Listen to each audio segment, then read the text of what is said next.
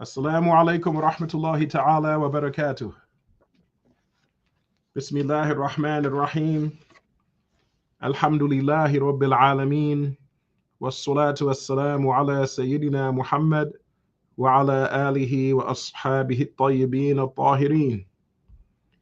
I bear witness that no one deserves to be worshipped except Allah Ta'ala, the one who has no partner and no similar, the one who has no length and no width and no depth and no perimeter, the one who is not a volume and is not in a place. And how could he be in a place when he existed before time and space? He created everything except himself, including you and your actions. Nothing occurs except by his will, both good and bad, he destined to happen. He speaks without sound, letter, or language, not Arabic, Hebrew, nor Korean. He's not light, he's not a spirit, he has nothing in common with human beings. He's not in the direction of up, down, right, left, front, nor back. And whatever you imagine in your mind, Allah is different than that. And I bear witness that our noble, unrivaled Master Muhammad sallallahu alaihi wasallam is the slave of Allah, his final messenger, and the best of all of God's creations. May Allah unite us with him in paradise and grant us a drink from his basin.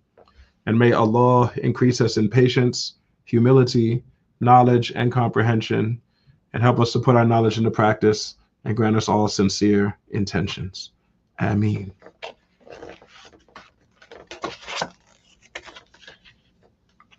We're continuing in the book, the Hadrami Introduction, Al-Muqaddimah Al-Hadramiyya, written by the Allama Bafadl, rahimahullah.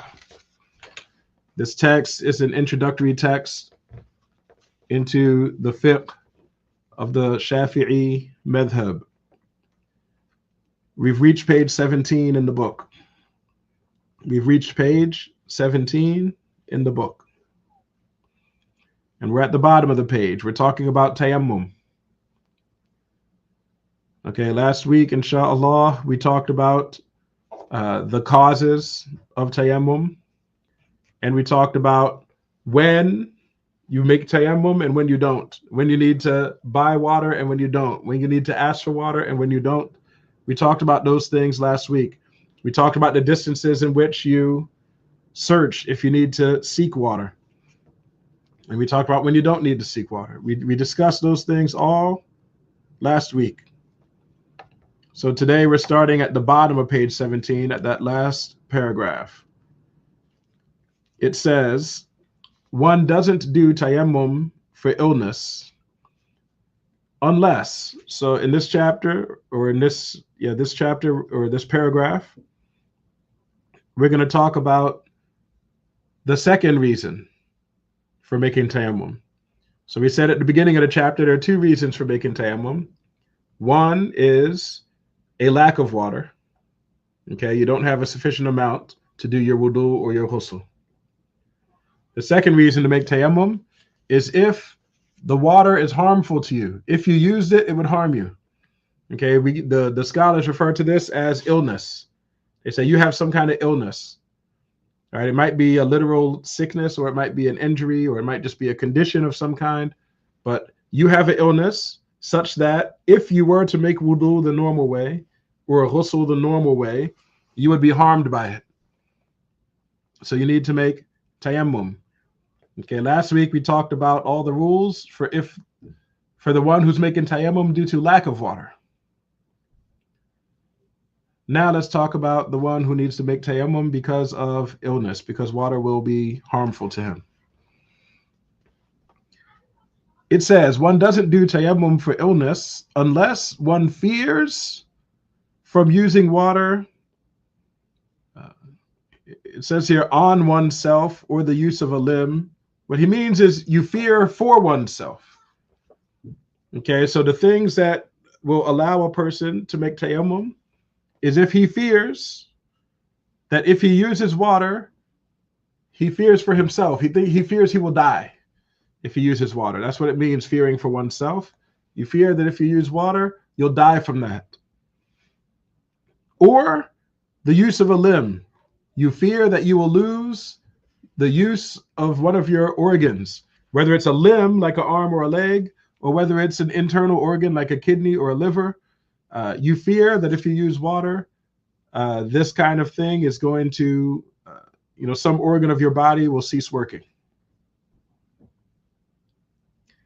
It says, or the elongation of illness. Okay, say you're already sick and you fear that if you use water, your sickness will take longer for it to reach its end. Like, so the sickness will be prolonged if you use water. Or even if the sickness isn't prolonged, if it's going to, end in the same amount of time, but it's going to be stronger. Right? So you're suffering, the pain is causing you, or the suffering, like the severity of the illness will get worse. Even if the length of time doesn't get longer, that also is a reason to make tayammum instead of using water. Okay, these are cases where we say the water will harm you. If it's going to cause death or loss of a limb or some kind of organ, or if it's going to make an existing sickness get longer or make an existing sickness get more severe. Okay, and what's not mentioned here is also if you believe that using water will cause the sickness to occur. Like you're not sick, but if you use water, you fear that you will become sick. That's also an excuse to make tayammum. And lastly, it says, or the appearance of an unsightly disfiguration in an apparent limb. Okay, so the sixth and final thing that would permit tayammum due to illness is if you fear that by using water, your face will become disfigured or your hands will become disfigured.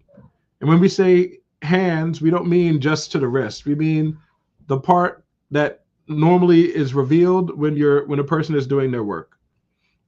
So, part of the forearm would also count. If the disfiguration is going to be, in the part of the forearm that's kind of near the wrist, that also would permit tayammum because that's a part of your body that people will see. Okay, let's go through the list one more time. What are the 6 things that would permit a person to make tayammum due to illness? If you fear that using water will cost you your life. If you fear that using water will cost you the use of an organ. If you fear that using water will cause you to become sick. If you fear that using water will cause an existing sickness to get worse. If you fear that using water will cause an existing sickness to last longer. Or if you fear that using water will cause your face or your hands to become disfigured. Now, what exactly do we mean when we talk about this list here? What do we mean when we say you fear that these things will happen? Do we mean that the idea popped into your head that maybe this might happen, or that such and such a thing could happen? Or, if you're like some kind of hypochondriac that thinks you got every kind of condition, does that mean you just make tayammum all the time? No. Okay, when we say you fear that this is going to happen, this fear is based on evidence. It's not based on simple fear. It's not based on anxiety. Okay, it's based on evidence. What that means is one of 2 things. Either a trustworthy doctor informed you that if you use water, one of these 6 things will happen. In that case, you have evidence that using the water is harmful to you, and so you can resort to tayammum. You have evidence that one of these 6 things will happen. And that evidence is in the form of what? What the trustworthy doctor informed you of. The second way that your fear can be based on actual evidence is your own personal evidence. Like if it happened to you before. Okay, one time in the past, you used water in a certain situation and it was harmful to you. And it took you a long time to recover. But once you recovered, you now know that if you're in that situation again and you use water in that situation again, you know what's going to happen to you from your personal experience. This also is evidence that you can use. Okay, it has to be one of those 2 things. We're not talking about just irrational fear, or you heard that something happened to somebody else, so now you're worried it might happen to you. No, that's not what we mean. We mean you have actual cause to fear these things because evidence has shown you that these things are likely to happen to you, or one of these 6 things. Next, the author continues, nor does one do tayammum for the cold unless one can't warm one's limbs effectively or can't find something to heat the water with and fears over the use of a limb or appearance of I'm going to read it the way I think it should be written. Or appearance of the aforementioned disfiguration.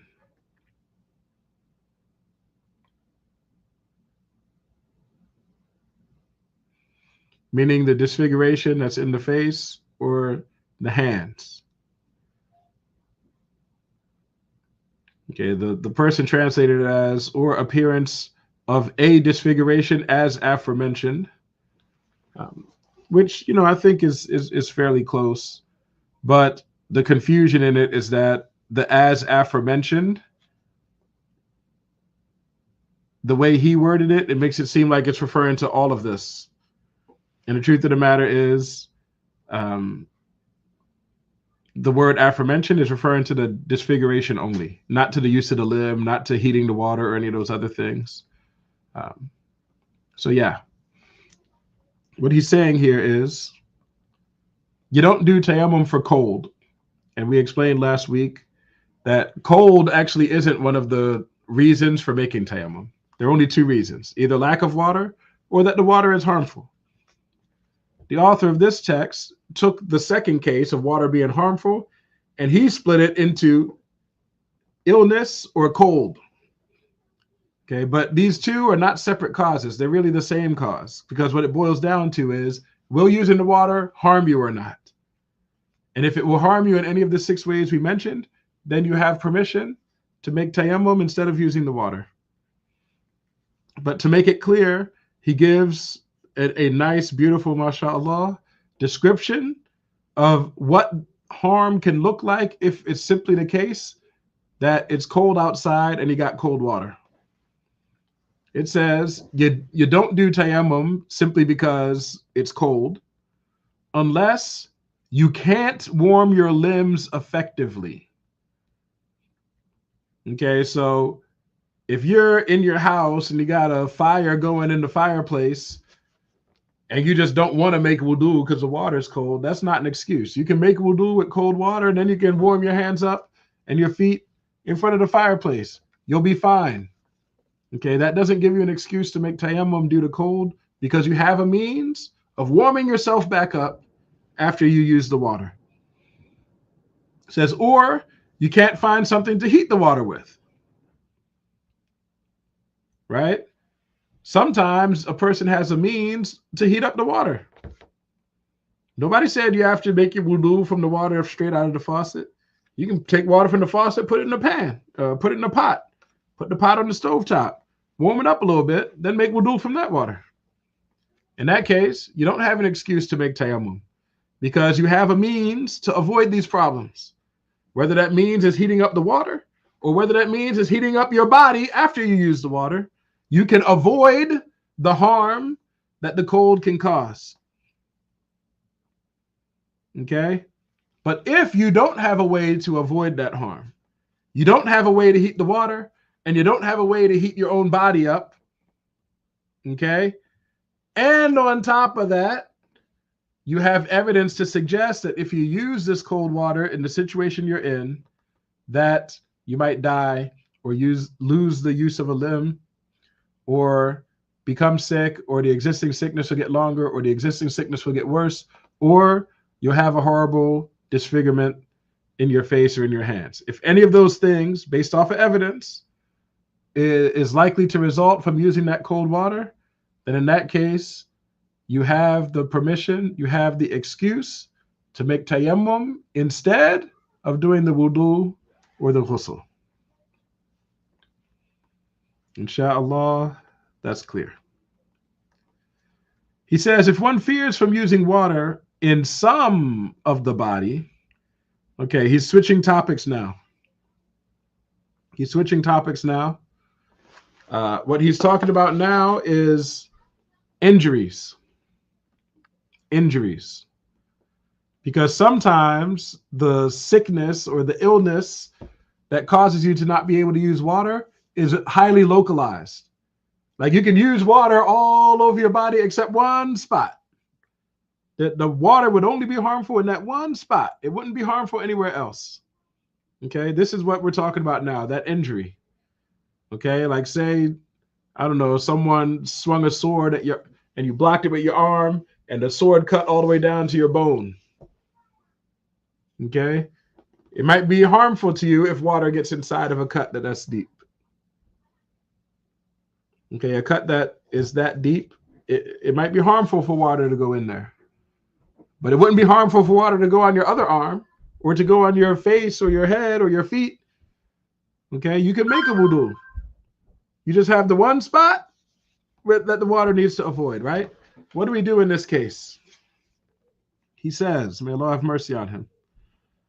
If one fears from using water in some of the body, so just that one part that's injured, or one part that maybe is sick, like it's not always an injury. It could be an illness, but it's only affecting one part of the body. So that one part is the only part that you want to avoid getting wet.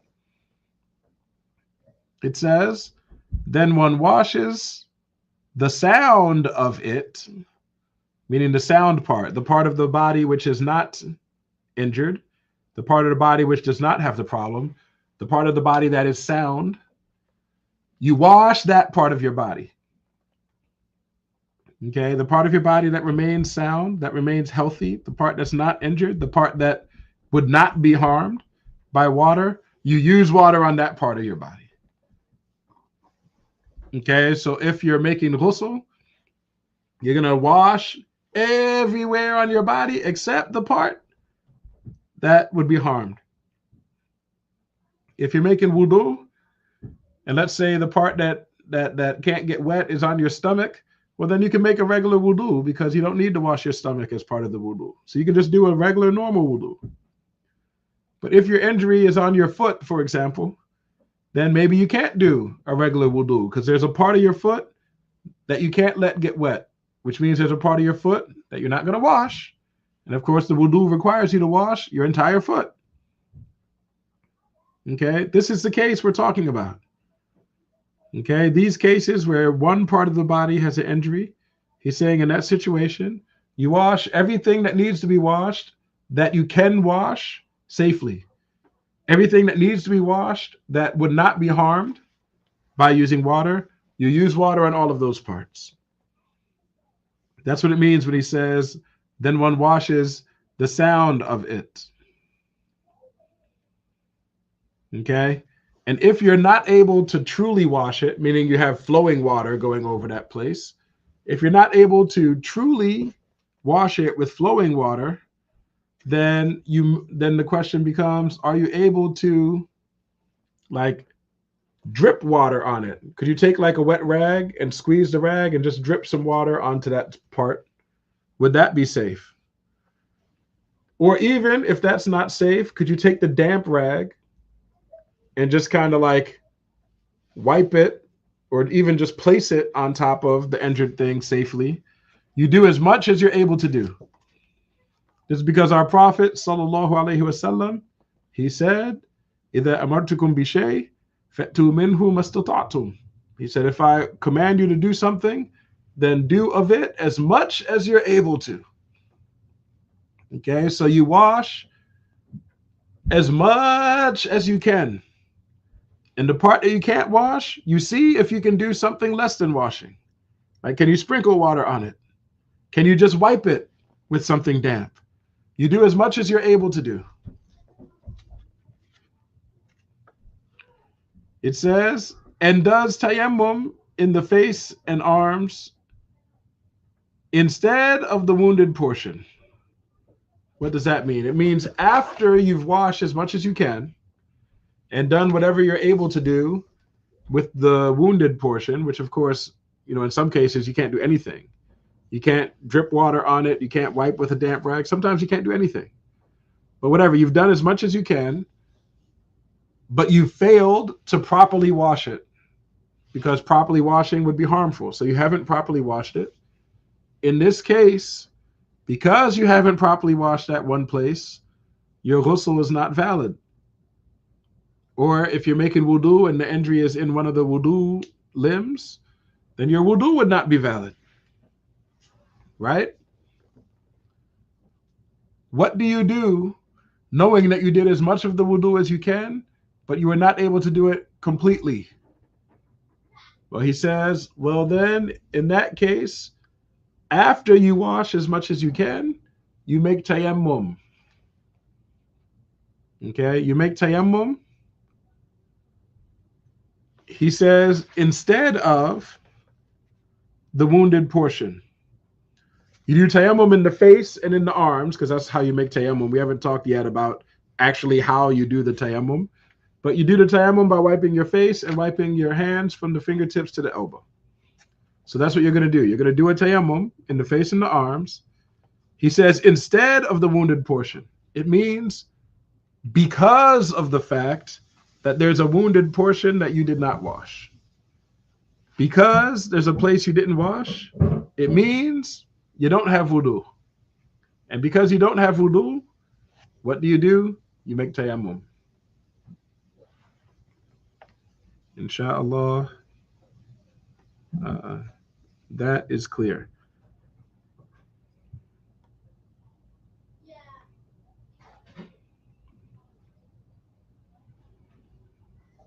And by the way, there's no particular order for this.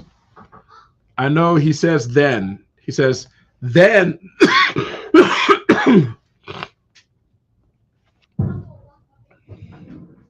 He says, if one fears from using water in some of the body, then one washes the sound of it. He washes the part of the body that's healthy and does tayammum in the face and arms instead of the wounded portion.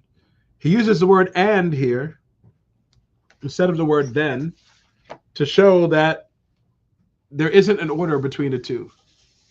You could do tayammum first and then wash the healthy part. Or you could wash the healthy part and then do the tayammum. Okay, there's no particular order there. But as you'll see in a couple sentences, sometimes order does matter in a particular way. He continues, if one has major impurity, how do we get rid of major impurity? If a person has major impurity, major hadath on his body, what does he do to get rid of major hadath? He makes a ghusl, right? Ghusl is the way that you get rid of major hadath. And ghusl, as you know, does not have an order to it. It's not like wudu. In wudu, you have to wash your face before you wash your hands. And you have to wash your hands before you wipe your head. And you have to wipe your head before you wash your feet. There's an order for wudu. But for ghusl, there's no order. You just have to wash your whole body, no matter what order you do it in. Okay?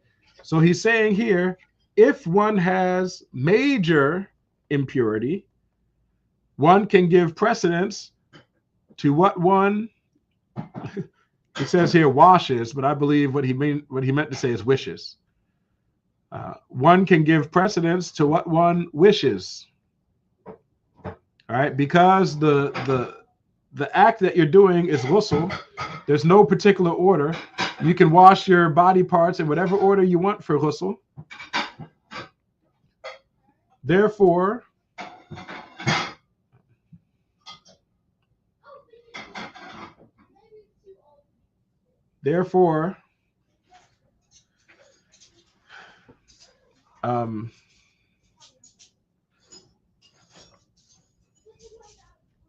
if you have ghusl, or if you're making ghusl, you can wash the organs of the body in any order that you want. Therefore, you can do the tayammum anytime that you want. You can do the tayammum before you start the ghusl. You can do your tayammum in the middle of your ghusl. You can do the tayammum at the end of the ghusl. Do it in any order. That's what he means when he says give precedence to. He means to do one thing first before you to do the other thing. Okay, so if you have major impurity, you can do these things in either order. Washing the healthy and then the tayammum, or you can do the tayammum and then wash the healthy, or you could wash part of the healthy and then do the tayammum and then wash the rest of the healthy. There's no particular order here if you have major impurity. It says if one has minor impurity, one does tayammum instead of the wounded part at the time of washing the affected limb. Okay, because wudu has a particular order to it, you need to observe the order. So you start by washing your face. Okay, you need to wash your face before you start washing your hands.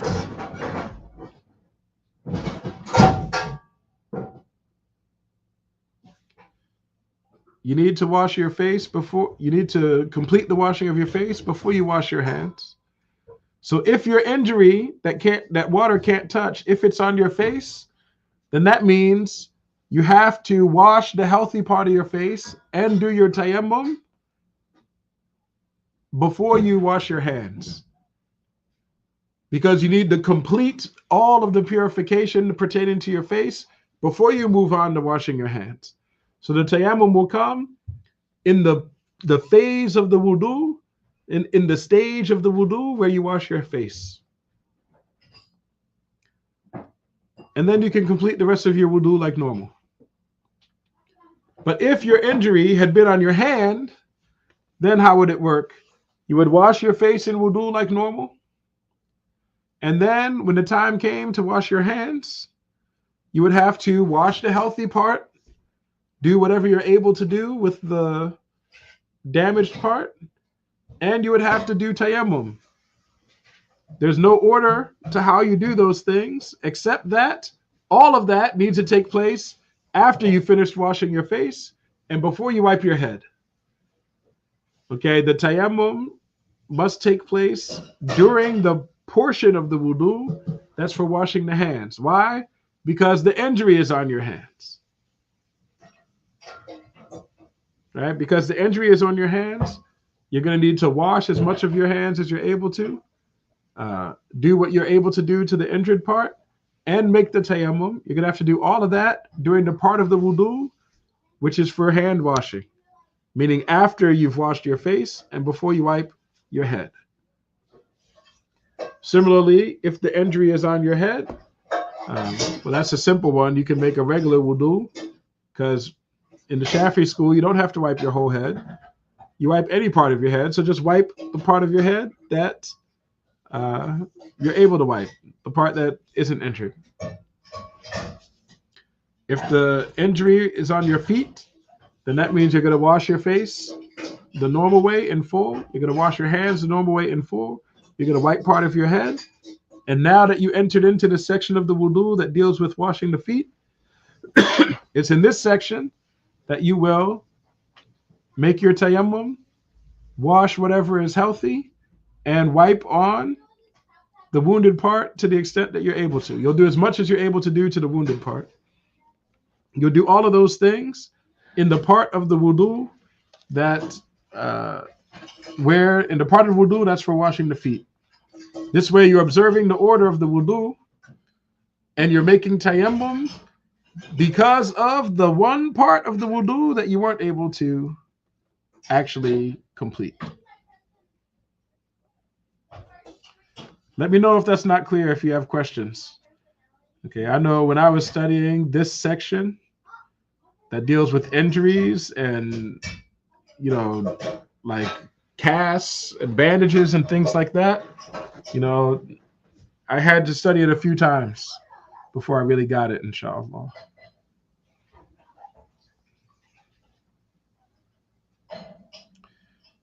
He continues. If one has a dressing over one's limb, okay, by dressing, he means like some kind of bandage, like a cast, a sling, a bandage, even if it's just like an ace bandage, a band-aid, whatever. He has some type of dressing on the limb that needs to be washed. What do you do then? One must take it off. So if you have a cast, you remove the cast so that you can make your wudu. or your ghusl. If you have a sling, you take the sling off so you can make your wudu or your ghusl. If it's a band-aid, you take the band-aid off so you can make your wudu or your ghusl. Whatever kind of dressing you have, you remove it for the sake of your purification. He says, but if one fears from removing it, all right, if you're in a situation where it's not safe for you to remove it, you know, it's one thing to pull a Band-Aid off. It's another thing to remove your cast. That cast is necessary so your arm can heal properly, or your foot, or whatever, wherever the cast is. So if you fear that by removing this cast, this injury will get worse or will take longer to heal, okay, then in that case, you do not remove the bandage or whatever this dressing is that's on your limb. You don't remove it if it's necessary for you to keep it. And in that case, what do? It says, then one washes the sound of it and wipes over the dressing. Meaning, in that case, you leave the cast in place. You wash as much of whatever needs to be washed as you can. And when I say you wash as much as you can, I mean as much as you can. So that might mean that you even pour some water into the cast. Like you pour it, some water can get under the cast a little bit. So you've washed as much as you can without removing it. You've washed as much as you can without removing it. And then you simply wipe with something damp, even if it's just your damp hand. You wipe over the cast or over the bandage or over the sling, you know, whatever it is that you couldn't take off. You wash as much of your body part as you can, and you wipe over the rest. Okay? And when we say you wipe over the rest, I mean all of it. So you wipe over the entire cast. It says, then one does tayammum in the face and arms instead of the part underneath the dressing. Meaning because there's something underneath the dressing that you weren't able to wash, it means you don't actually have purification. So you need to make tayammum because you're not able to make wudu or ghusl. But you do as much of the wudu or ghusl as you can, and then you make tayammum because of the fact that you weren't able to do those actions properly. And again, if you're making ghusl, then the order of it doesn't matter. You can do tayammum first and then wash what you're able and wipe over the cast. Or you can wash what you're able and wipe over the cast first and then do the tayammum. Or you can wash part of your body first, do tayammum, and then wash the rest of your body later and wipe over the cast. There's no order if you're making ghusl. But if you're making wudu, there is an order.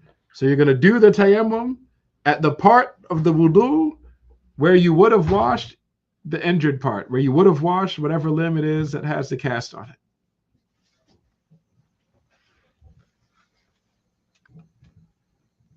Then the author, may Allah have mercy on him, says, to make up the salah is a must, meaning it's obligatory. To make up the salah is a must if one has placed the dressing when not in a state of purity. So now come all of the various cases for when you need to repeat that salah. There are cases where if a person made tayammum because of a cast or a bandage, in some cases, he prays his salat with the tayammum and he does not need to make it up. In other cases, he prays the salat with the tayammum and he needs to make it up later. Meaning after the cast comes off, he needs to make a ghusl and a wudu and re-pray the prayers that he prayed with the tayammum. How do we know what are the cases where we have to re-pray the prayers and what are the cases where we don't have to re-pray the prayers? He's saying to make up the salat is a must, meaning it's obligatory to re-pray the prayer after you get the cast off in certain cases. Case number one, if one has placed the dressing when not in a state of purity. So if ever you need to get a cast or get your arm in a sling or something like that, it is absolutely crucial that you be in a state of purity when they put that thing on. And when I say in a state of purity, I mean you are in a situation where if you wanted to make salat at that moment, you could make salat at that moment. All right, you're in a state of purity, able to make salat when they put that cast on you. If that's the case, okay, if that's the case, then you will not need to make up the salat after you get the cast off. Unless it says, or the dressing is on the face or arms. All right. If this injury that you put a dressing on, like a cast, if this cast is on your face or if it's on your arms from the tips of your fingers to the elbow, but then in that case, you always have to make up the salat. Even if you were in a state of purity when the cast got put on, you're still going to have to make up those salats. Why? Because you can't even make tayammum. Okay? If you have a cast covering part of your face or covering part of your arm, then when you make the tayammum, the soil that you're making the tayammum with, or the dust rather, that you're making the tayammum with, you're not going to be able to rub the dust everywhere that needs to get rubbed because you can't get under the cast. So again, you're going to do as much as you're able to do, which means you're going to rub the dust on top of the cast. But when the cast comes off, you have to re-pray those salats. Because the reality is you prayed those salats without wudu, without ghusl, and even without tayammum. Okay, you are missing all the types of purity.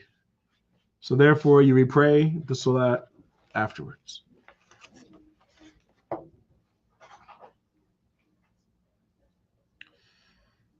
He continues, also, one makes up salah if one has done tayammum for the cold or for absence of water while resident.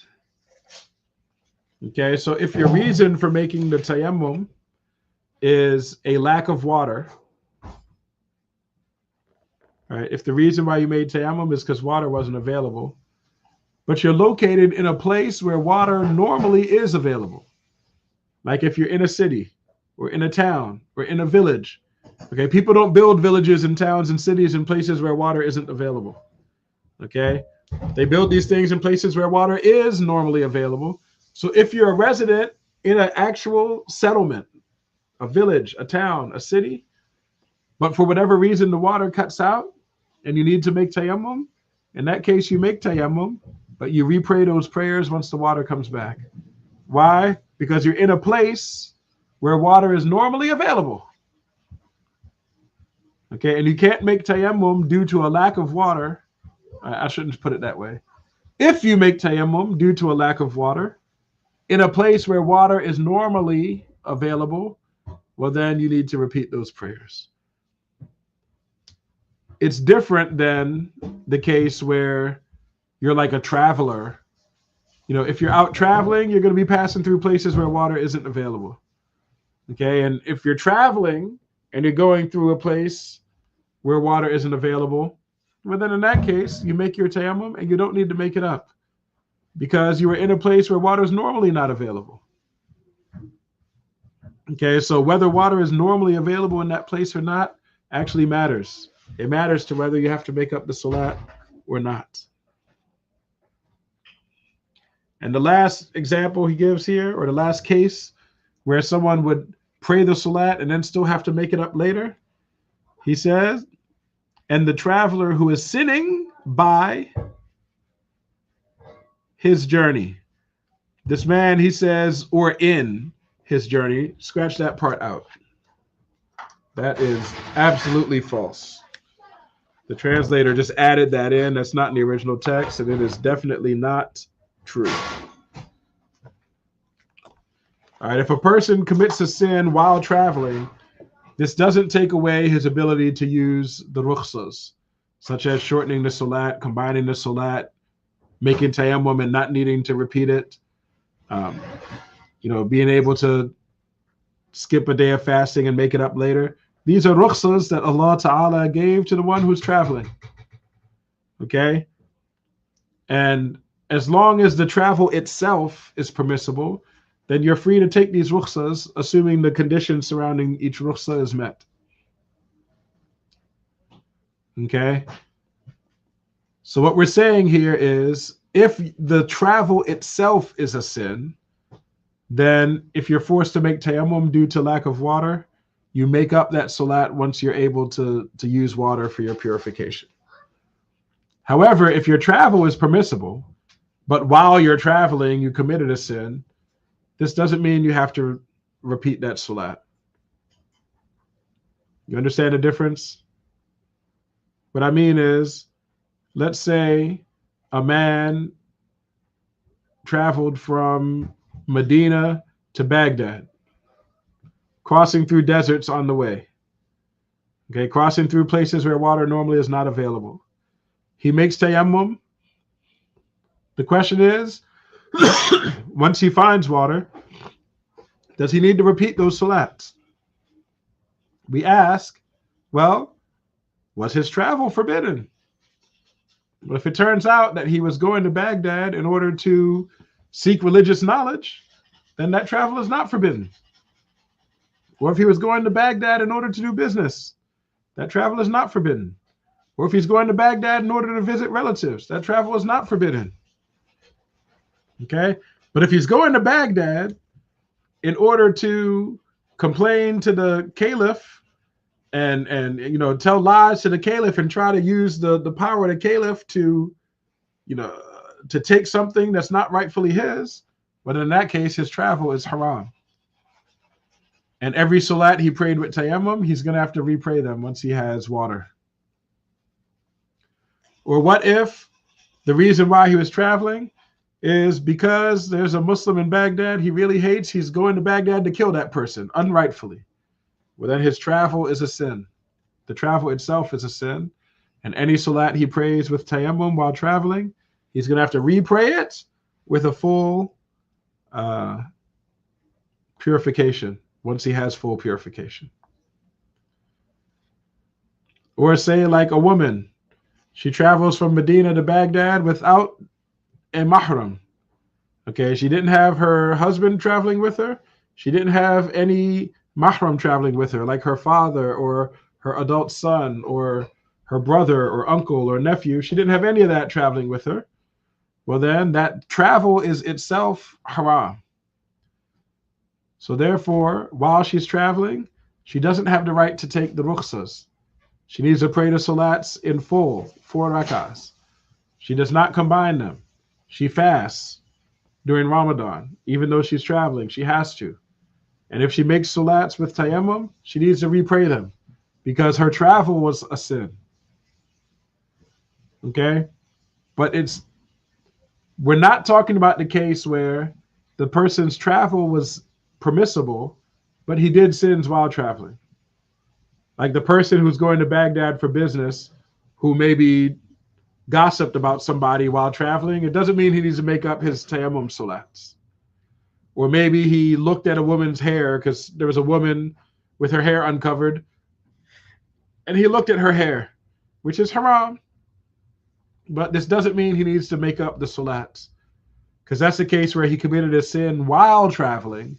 It's not the case that he committed a sin by traveling. Okay, I want to just make sure that distinction is clear. Difference between sinning while traveling versus sinning by traveling. Okay, the one who is sinning by traveling, any salats that he prays while traveling, if he prays them because using a tayammum due to lack of water, he needs to repray them once he has a full purification, insha'Allah ta'ala.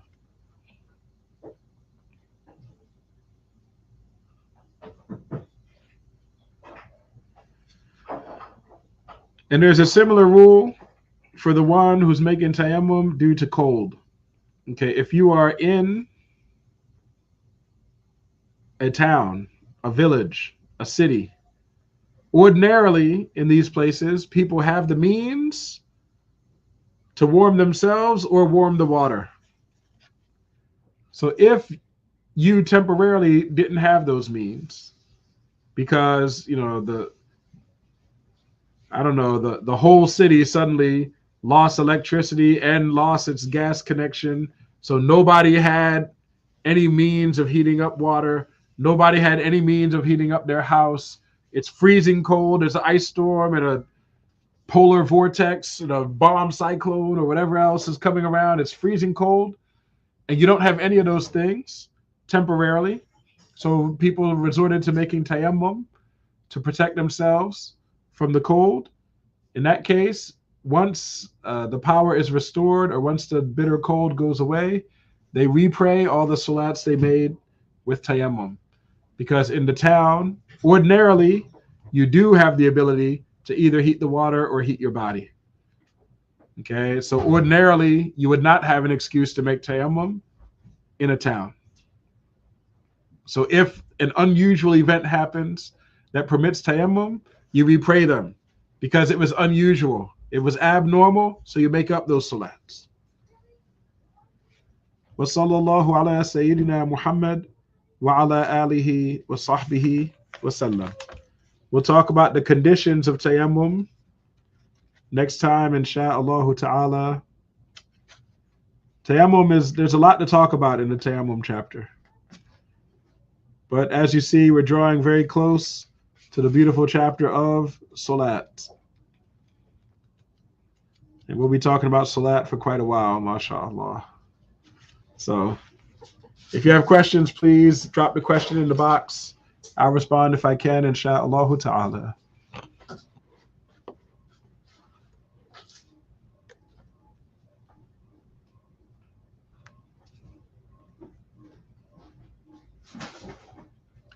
Wa alaikum assalam wa rahmatullahi ta'ala wa barakatuh. Someone said something about proofs of how Wahhabis have edited Sahih al-Bukhari. I don't have a video, but if you just pick up a translation of Sahih al-Bukhari, the only translation to English I'm aware of Sahih al-Bukhari is the one that was made by Dr. Muhammad Muhsin Khan. And if you pick up this translation, there are lots of places in the tafsir section where he just simply doesn't translate what al-Bukhari said. Okay, he didn't translate it because he's trying to conceal the content of what al-Bukhari said. Okay, you should be able to pick up any of these, any copy, inshallah, and see what I'm talking about. Although the book that I based, that video clip on is the book that was published by Darussalam Publishers in Riyadh, Saudi Arabia. That one I know for sure. He didn't translate those parts, but I've seen other editions of the book where even there's no translation for those parts.